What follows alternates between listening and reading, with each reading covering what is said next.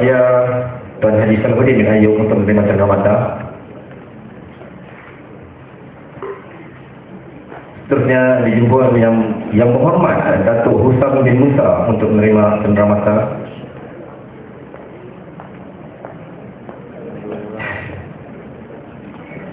Dengan pemberian cenderamata itu maka tamatlah sesi ketiga karakter kepimpinan Ustaz Fadil Muhammad Noor, analisis kritis yang telah dibentangkan oleh kedua-dua pembentang tidak tadi. Untuk seterusnya, untuk acara majlis yang seterusnya, majlis menjemput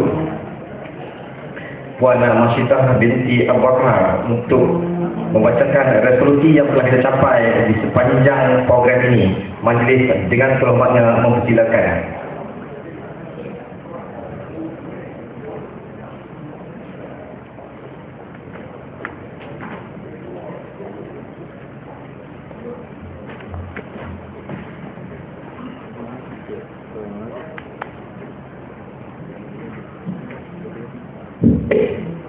Assalamualaikum warahmatullahi ta'ala wabarakatuh. Bismillahirrahmanirrahim. Menyadari bahawa kehebatan mana-mana pemimpin adalah berakar kepada pemikiran yang ditambahkan melalui penulisan, ucapan dan tindakan yang berjaya dilaksanakan di kalangan masyarakat umum. Menyadari bahawa almarhum Ustaz Fadil Noor adalah anugerah ilahi kepada PAS dan juga kepada Malaysia umumnya dengan gaya kepimpinan, bacaan politik dan pemikiran yang melintasi bangsa, warna kulit dan agama. Menjadi kehebatan pemikiran almarhum Ustaz Fadil Noor amat bernilai untuk dikaji, dibedah dan dilaksanakan dalam masyarakat. Menyadari bahawa PAS perlu ditajdidkan dari masa ke semasa almarhum Ustaz Fadil Noor pula telah menawarkan pemikiran yang melintasi zaman dan blok masa. Maka seminar pemikiran almarhum Ustaz Fadil Noor yang diadakan pada 29 Jun 2013 di Star City Hotel mengambil ketetapan berikut. Pertama, mencadangkan mewujudkan sebuah institusi pemikiran almarhum Ustaz Fadil Noor, mengkaji dalam teras utama pemikiran beliau iaitu taharul siyasi, pembinaan karakter pemimpinan dan bijak mengimbang antara tuntutan usuli, waqif dan istiqbal. Kedua, lebih memahami, menghayati, melaksanakan dan melazimi gagasan taharul siyasi yang dicetuskan almarhum Ustaz Fadil Noor PAS dalam semua peringkat strukturnya. Perlu memilih kepimpinan yang memahami ijtihad agung ini dalam merisi zaman. Yang ketiga, mengangkat idea seminar ini untuk dijadikan acara tahunan oleh fakultas dan dinobatkan sebagai syarahan Fadil Noor. Sekian, wassalamualaikum warahmatullahi taala wabarakatuh. Majlis telah mengucapkan ribuan terima kasih kepada Puan Masyidah binti Abu Bakar di atas bacaan resolusi yang telah disampaikan tadi. Tuan-tuan dan puan, sebelum kita menjemput yang berbahagia Tuan Haji Muhammad bin Sabu untuk penutupan majlis ini, sukacita saya maklumkan pada malam ini pada jam 9 malam di tempat yang sama. Di sini juga akan berlangsung lagi satu ceramah yang akan disampaikan oleh Datuk Saifuddin Nasution bin Ismail bersama-sama dengan Tuan Haji Muhammad bin Sabu. Dan tuan-tuan, jangan lepaskan peluang ini pada malam ini jam 9 malam. Tuan-tuan di Kedaki hadiah ke Dewan ini, insya-Allah. Untuk tidak naikkan yang semasa majlis dengan kehormatannya penyebut yang berbahagia Tuan Haji Muhammad bin Sabu di Badan Presiden PAS untuk melakukan upacara penutupan majlis seminar almarhum Ustaz Fadil Noor yang telah kita jalankan semenjak daripada pagi tadi. Dengan segala-galanya majlis mempersilakan. Assalamualaikum warahmatullahi wabarakatuh. Alhamdulillahi Rabbil Alamin. Wassalatu wassalamu ala ashrafil anbiya wal mursalin wa ala alihi wa sahbihi ajma'in.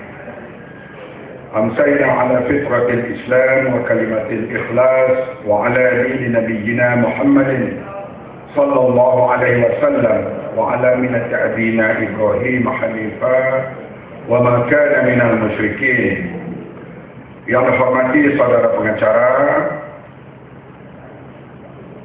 Dato' Fakhur Razi, yang di-Ketua Kawasan dan juga pemimpin program yang berhormat Aminuddin, ahli jawatan kuasa Pak Pusat, ahli panel tadi Dato' Usam Musa, saudara Salahuddin Ayub, seluruh pimpinan PAS, para hadirin muslimin muslimat yang dihormati sekalian.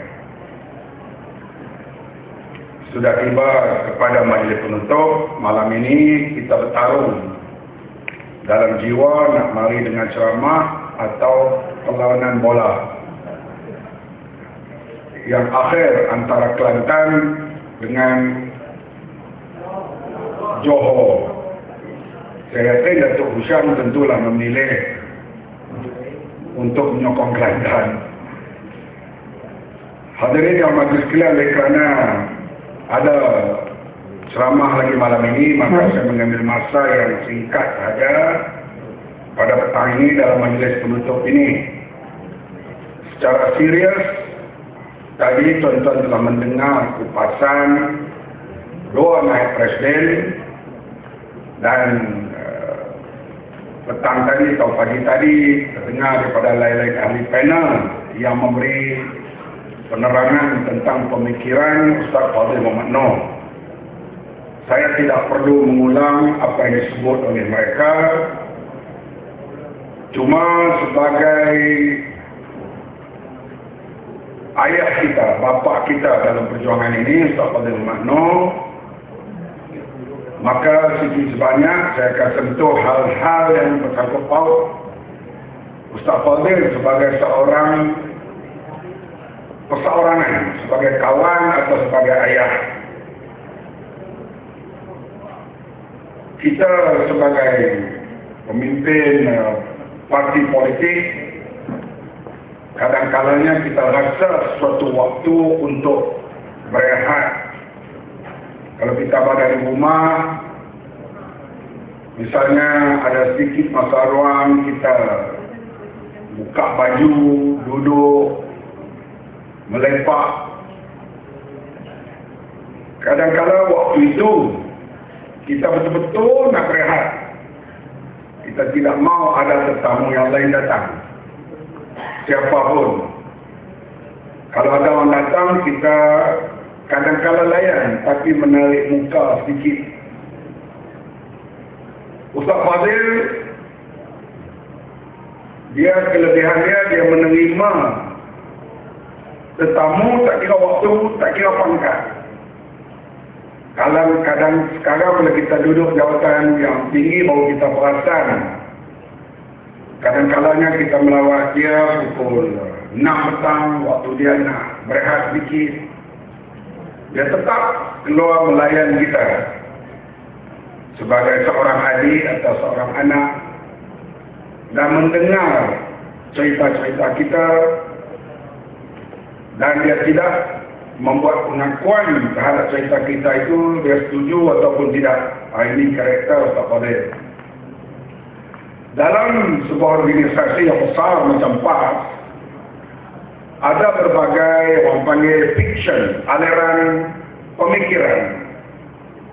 Orang ni menyokong orang tu, orang ni menyokong orang ni, orang ni tak suka orang tu, orang ni tak suka orang ni. Kita cerita kepada Ustaz Fadil terhadap keburukan si orang itu. Dia akan mendengar. Dia tidak akan mengatakan ya ataupun tidak. Kadang-kadang kita rasa Ustaz Fadil memihak kepada kita.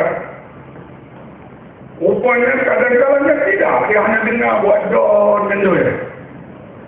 Ini yang kita lihat. Sebab itu bila ahli-ahli PAS melihat Ustaz Fadil, dia melihat sebagai bapa, bukan sebagai pemimpin yang memihak kepada sesuatu golongan dalam parti.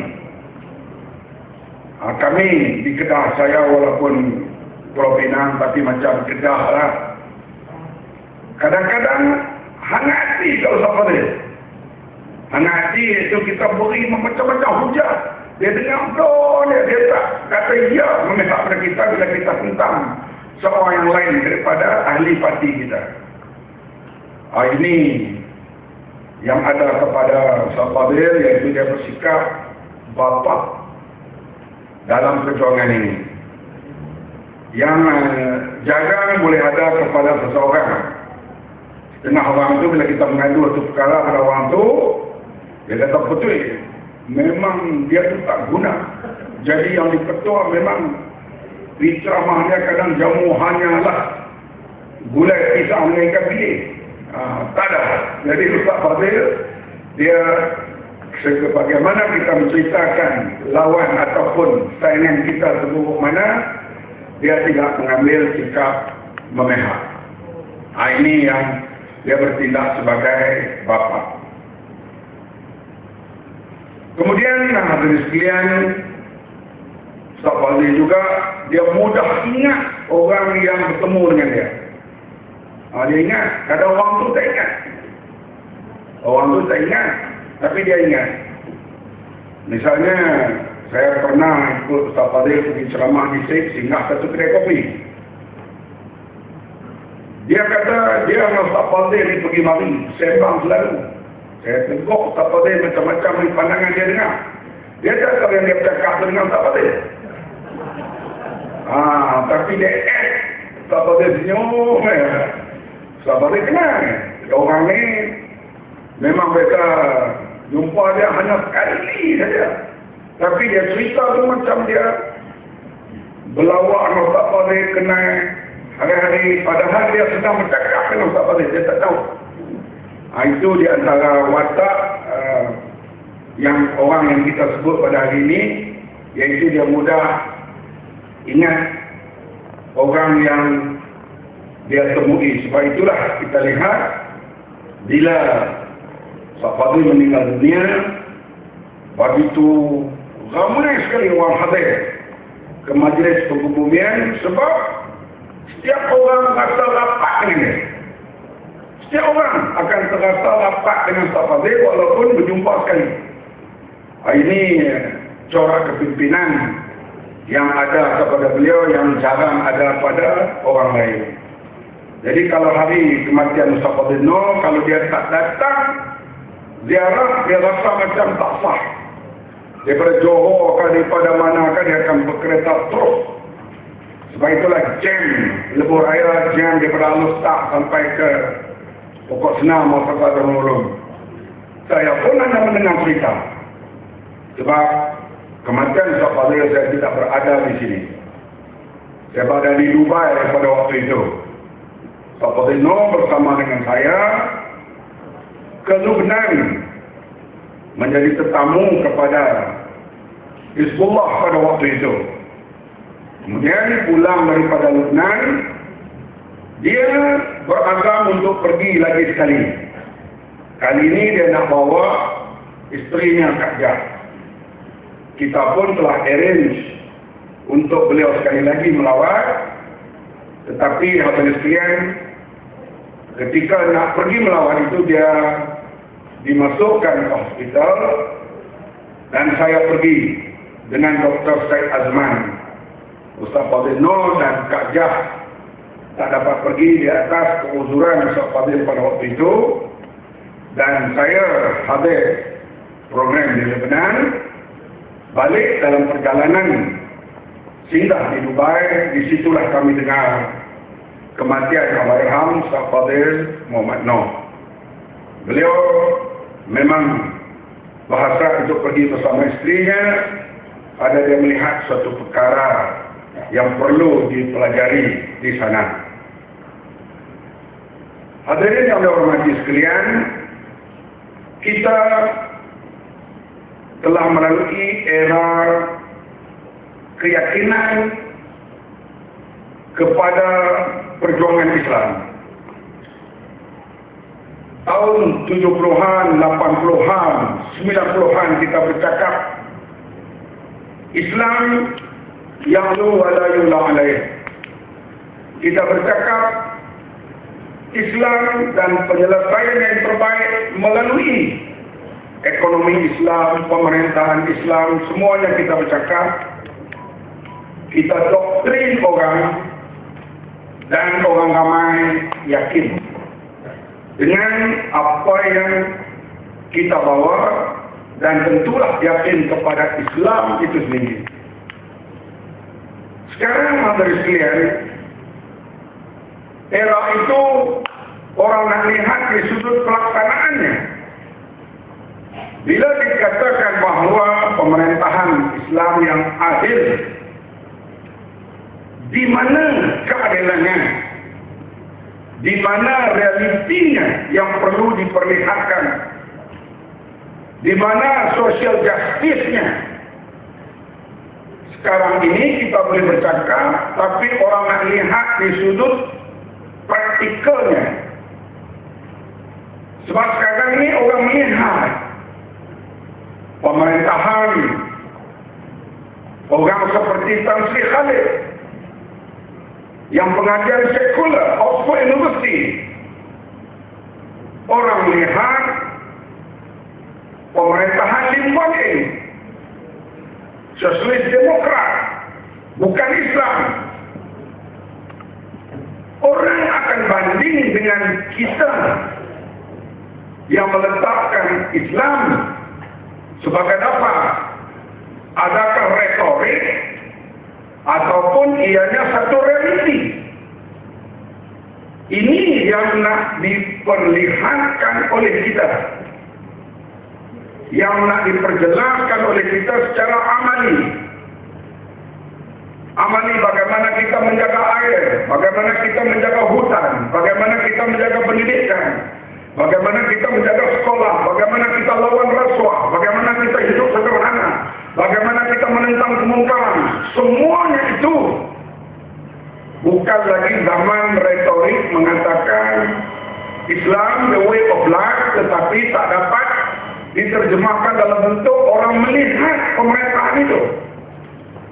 Inilah yang perlu kita pelajari, perlu kita lihat secara sungguh-sungguh supaya orang melihat, sebab kebanyakannya melihat Islam itu dalam bentuk lisanul hal, dalam bentuk teori, dalam bentuk penerangan orang sudah paham, tetapi bagaimana dalam bentuk amalannya, lisanul halnya, inilah yang perlu diperjelas, diperlihatkan kepada orang ramai, khasnya orang awam dan orang bukan Islam. Kalau tidak, hadirin sekalian, krisis kepercayaan akan berlaku kepada kita dan seterusnya kita yang membawa perjuangan Islam itu akan berlaku krisis kepercayaan kepada Islam itu sendiri. Sekarang hadirin sekalian, memang dunia Islam dilanda dengan berbagai fitnah. Tadi Salahuddin dan Husyam menyebut mereka dituduh Syiah. Saya tak mau sebut orang sebab saya dah mandi kebat dengan tuduhan. Putih pun tak sakit. Dan dunia Islam dilanda dengan berbagai fitnah dan kita tengok saja kuasa berita. Tidak akan kita rasa malu dan segan.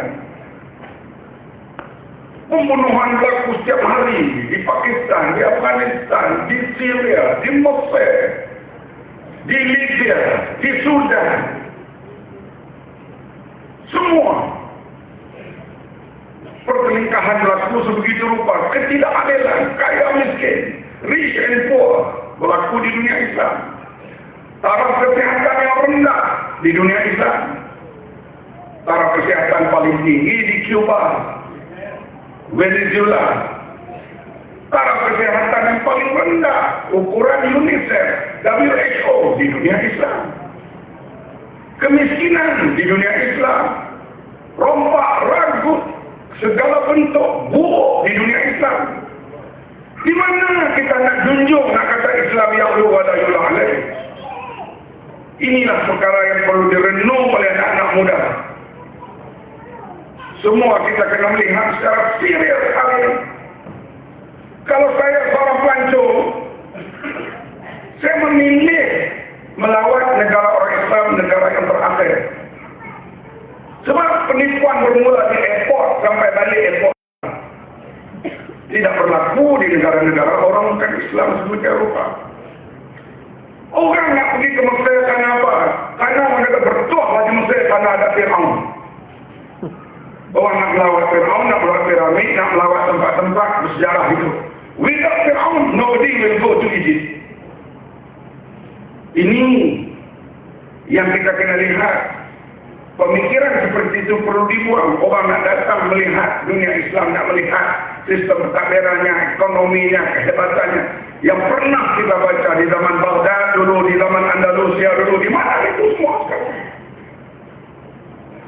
Inilah yang perlu kita renung tentang sempena dengan memikirkan Ustaz Fadil Muhammad Noor ini, supaya kita dapat bergerak kepada satu era mengangkat martabat Islam, martabat umatnya begitu tinggi sekarang dan pada masa yang akan datang. Kita nak buang pandangan-pandangan negatif itu bukan satu usaha yang singkat dan ringkas, tetapi mesti satu jihad yang tinggi yang perlu dibuat oleh orang Islam.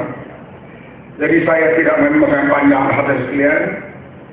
Semoga Ustaz Fadil Noor yang menjadi idola ataupun orang yang kita sebut, kita ingat pada hari ini, perjuangannya itu tidak patah di tengah jalan, dan kita mestilah bersedia muhasabah, mengkaji ke dalam ke mana silapnya kita, lemahnya saya, lemahnya tuan-tuan dalam menghadapi era kebangkitan semula umat Islam di abad ini. Hadirin sekalian, semoga fikiran Ustaz Fadil Noor terus dibincangkan dan dijadikan pedoman. Kita akan terus bergerak, siru ala barakatillah, bergerak di atas muka bumi ini dengan keberkatan daripada Allah Subhanahu wa taala untuk mencapai kejayaan, keredaan daripada Allah Subhanahu wa taala. Wabillahi taufiq, wassalamualaikum warahmatullahi wabarakatuh.